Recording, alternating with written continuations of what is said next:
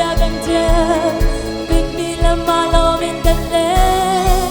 niềm cha chẳng có rõ lết khô lâu ngày chỉ là thời gian biết cả thêm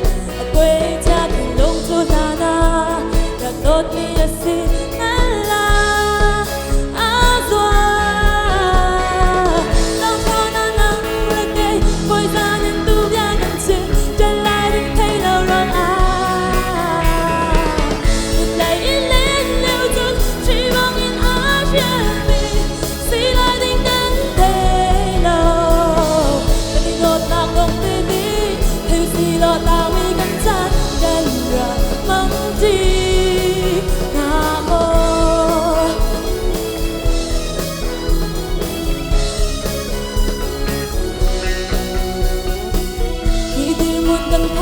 tu and nun lang hihiga mo nên dong lại gần thế đâu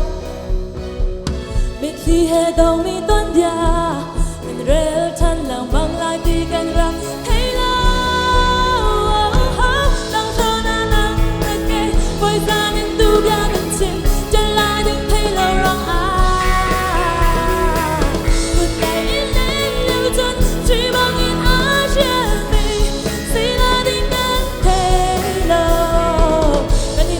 đông đi đi thì gì đó tao